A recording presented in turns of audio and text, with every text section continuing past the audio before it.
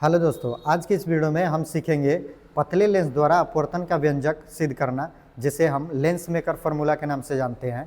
तो आइए इस वीडियो में हम ये सिद्ध करते हैं कि कैसे किसी पतले लेंस द्वारा अपवर्तन का व्यंजक डिराइव किया जाता है।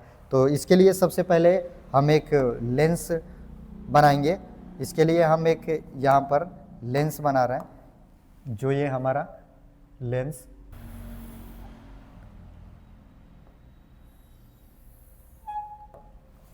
इस लेंस का हम सेंटर पॉइंट बना लेंगे। ओके, इसका हम प्रिंसिपल एक्सिस बना लेंगे। प्रिंसिपल एक्सिस हमारा कुछ इस प्रकार होगा। इस लेंस का हम ऑप्टिकल सेंटर मान लेंगे ओ। इस पहले सरफेस के लिए हम इसका यहाँ पर लिखेंगे, ये जो पॉइंट है इसको हम मानेंगे P1, और इस सेकंड सरफेस के लिए जो हमारा पोल है इसको मानेंगे P2। अब यहाँ से इस लेंस का हम एक अपवर्तनांक मानेंगे और ये भी मानेंगे कि इस लेंस को हम किस मीडियम में रखें। हम मान लेते हैं इसकी इस लेंस के बाईं तरफ का अपवर्तनांक है μ1 और इस लेंस का अपवर्तनांक है μ2 और लेंस के दाईं तरफ का अपवर्तनांक है μ3। मीन्स लेंस के बाईं तरफ एक दूसरा मीडियम है और लेंस के दाईं तरफ दूसरा मीडियम है। यहाँ पर हम कंडीशन ये भी दिखाएंगे कि ये जो हमारा μ2 का मान है, ये μ2 का कंडीशन कुछ इस प्रकार होगा। यहाँ से μ1 ये आपको बता रहा है कि ये लेंस जिस माध्यम से मिलकर के बना है उसका अपवर्तनांक इन दोनों माध्यमों के अपवर्तनांक से अधिक है, अर्थात इन दोनों माध्यमों के कंपैरिजन में ये लेंस का माध्यम एक सघन माध्यम है। तो आइए अब हम इस लेंस द्वारा एक छोटे से वस्तु का इमेज बनाएंगे। तो इमेज बनाने के लिए चूंकि हम ये जानते हैं कि उस वस्तु को हम एक छोटे से वस्तु को यहाँ पर हम यहाँ पर रख रहे हैं। अब यहाँ से प्रकाश किरण निकल करके इस सरफेस पर जाएगी इस लेंस के। तो यहाँ से हम एक प्रकाश किरण को ऐसे ला रहे हैं। तो आप यहाँ से देखेंगे कि ये प्रकाश किरण जैसे ही सरफेस पर आएगा तो प्रकाश का अपवर्तन की घटना हमें देखने को मिलेगा। तो इस अपवर्तन के कारण ये प्रकाश किरण अपने पथ को बदल लेगा। तो इस पॉइंट पर, इस आपतन बिंदु पर हम एक अविलंब ड्रॉ करेंगे, जो हमारा अविलंब कुछ इस प्रकार होगा। ओके, ये हमारा एक अविलंब हम मान लेते हैं कि ये इस पहले सरफेस के लिए अविलंब का काम करेगा, जो इसके वक्रता केंद्र से होकर के जा रहा है, जिसे हम C1 मान लेंगे। यहाँ पर हम ये देखेंगे कि प्रकाश किरण का अपवर्तन की घटना हुआ और ये प्रकाश किरण अपने पथ को परिवर्तित करके कुछ इस प्रकार जाएगी। तो ये प्रकाश किरण विरल से सघन में जाने के लिए अविलंब की ओर मुड़ेगी, जो कुछ इस प्रकार जाएगी। अगर इसे हम पीछे की ओर एक्सटेंड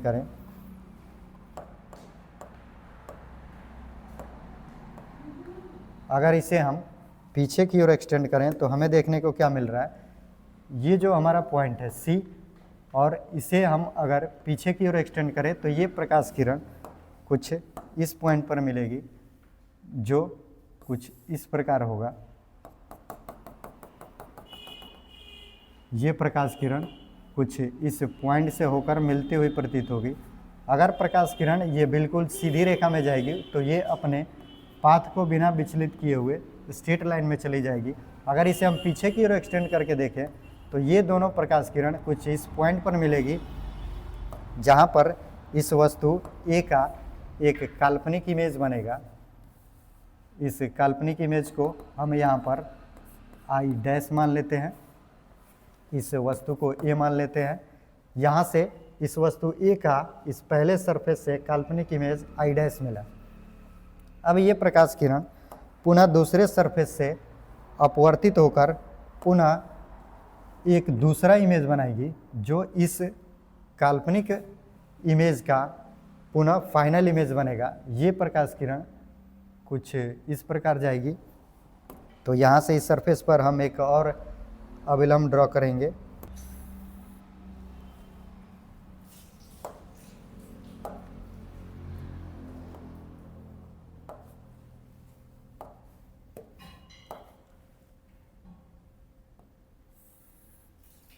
ये हमारा दूसरे सरफेस के लिए अभिलंब काम करेगा।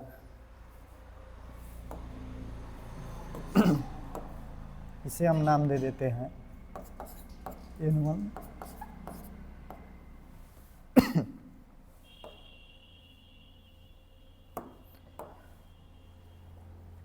अब ये प्रकाश किरण सेकंड सरफेस से अपवर्तित होकर कुछ इस प्रकार जाएगी, जो इस आई डैश इमेज का पुनः फाइनल इमेज कुछ यहाँ पर देखने को मिलेगा।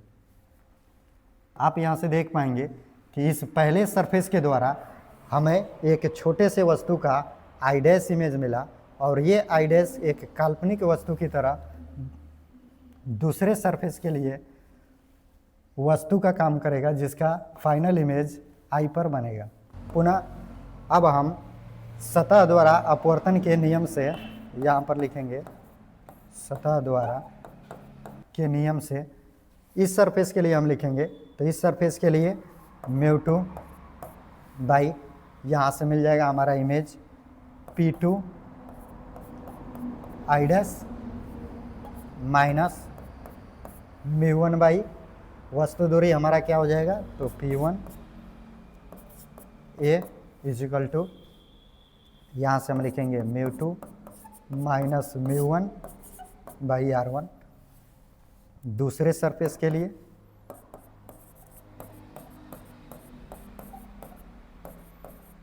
दूसरे सतह के लिए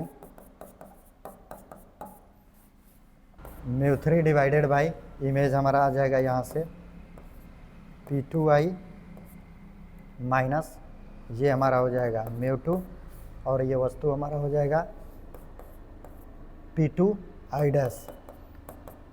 इसको हम लिख लेंगे μ3 माइनस μ2 डिवाइडेड बाई R2। अब यदि ये हमारा लेंस एक पतला लेंस हो तो ये P1 और P2 बिंदु O पर आ जाएगा। तो यहाँ पर हम एक कंडीशन लिखेंगे फॉर थिन लेंस के लिए, यहाँ पर for thin lens P1 O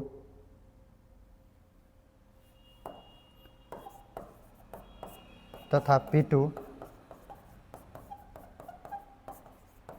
एक पास होगा, इसलिए हम यहाँ से दिखा देंगे P1 आई डैश बराबर लिखेंगे O आई डैश, यहाँ से P1 A को लिखेंगे O A1। अब यहाँ से हम देखेंगे P2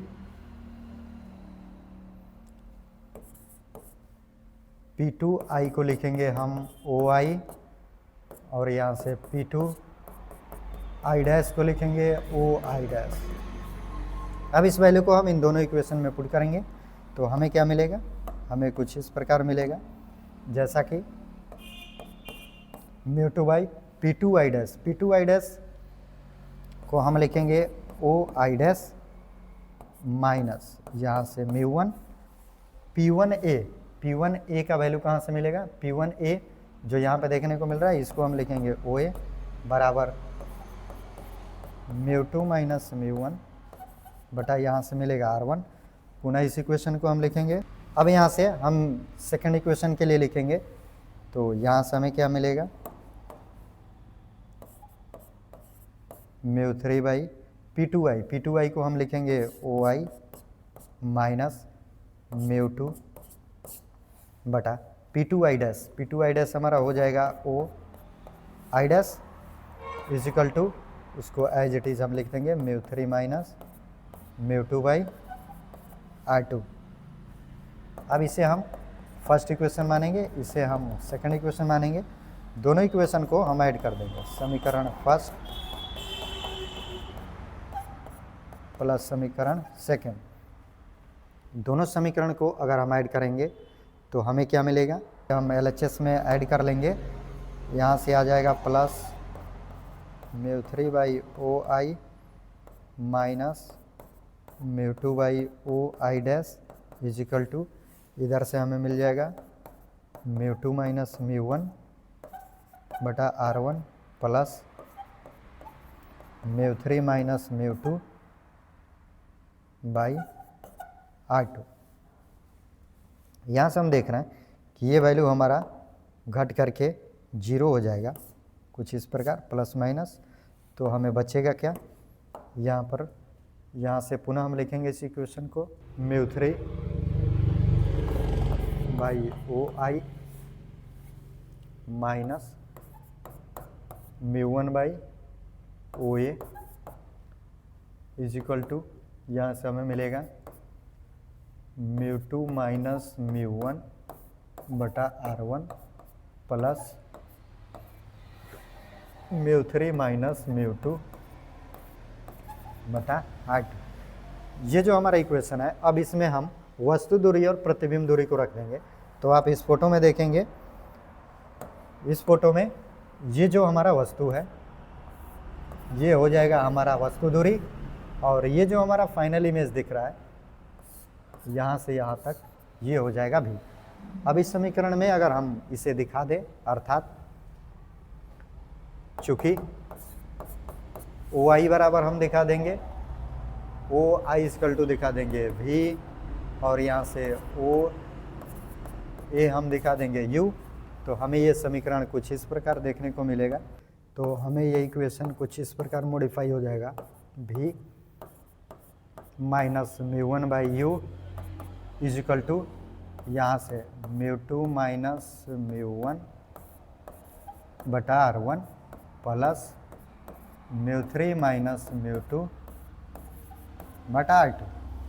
अब यहाँ से यदि हम ये एज्यूम करें कि लेंस के बाईं तरफ और दाईं तरफ दोनों माध्यम समान हो, तो उस स्थिति के लिए हम दिखाएंगे, यदि यहाँ से हम दिखा दें कि μ1 इज इक्वल टू μ3, तब हमारा इक्वेशन कैसे चेंज होगा, तब इसको हम ऐसे लिखेंगे μ1 बटा भी, जहाँ μ3 है वहाँ पे हम μ1 पुट कर देंगे। यहाँ से लिखेंगे μ1 by U is equal to, यहाँ से ये हमारा μ2 एज इट इज रहेगा, μ1 हमारा वैसे ही रहेगा, ये हो जाएगा r1 प्लस μ3 के जगह पर हम पुट कर देंगे क्या, यहाँ से μ1 माइनस ये हो जाएगा क्या μ2, और यहाँ से हो जाएगा क्या r2। अब यहाँ से आप देखिए, अगर यहाँ से आप कॉमन लें, इसमें μ2 माइनस μ1 हम अगर यहाँ से कॉमन ले लें तो हमें कुछ ऐसे मिलेगा, और यहाँ से हम μ1 कॉमन ले लेंगे तो हमें यहाँ से मिलेगा μ1 1 by V minus 1 by U।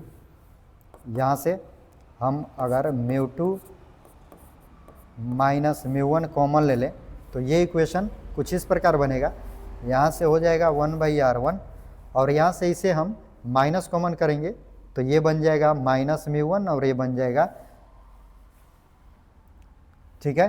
तो यहाँ से हम दिखा देंगे 1 बाई r2। ओके, यहाँ पे हमारा माइनस कॉमन करेंगे तो ये μ2 बन जाएगा, μ2 माइनस μ1।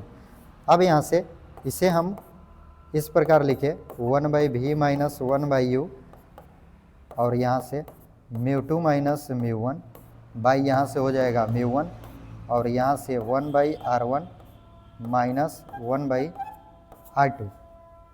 अब यहाँ से देख पा रहे हैं कि ये जो हमें इक्वेशन मिल रहा है, ये जो हमारा इक्वेशन है, इस इक्वेशन में आप यहाँ से 1 by V minus 1 by U को कुछ इस प्रकार भी पुट कर सकते हैं कि अगर इस वस्तु को हम अनंत पर रखें, जैसे इस फोटो में वस्तु की हमारी लेंस से कुछ दूरी है, अगर हम ये मान लें कि वस्तु हमारा अनंत पर हो, यदि U अगर इन्फिनिटी पर हो, ओके, अगर U को हम अनंत दूरी पर मान लें तो यहाँ से हमें V क्या मिलेगा, V हमारा मिल जाएगा फोकस पे, अर्थात अगर यहाँ पे हम पुट करें तो हमें ये मिल जाएगा समीकरण कुछ इस प्रकार 1 by F is equal to μ2 minus μ1 by μ1, और यहाँ से 1 by r1 minus 1 by r2। इस प्रकार आपको ये समीकरण देखने को मिल रहा है। ये जो हमें समीकरण मिला, यह समीकरण ही पतले लेंस द्वारा अपवर्तन का व्यंजक है, जिसे हम लेंस मेकर फार्मूला के नाम से भी लेंस मेकर फार्मूला, इसी फार्मूला को हम लेंस मेकर फार्मूला के नाम से जानते हैं। तो उम्मीद करते हैं आपको इस वीडियो के माध्यम से ये समीकरण सिद्ध करने आ गया होगा।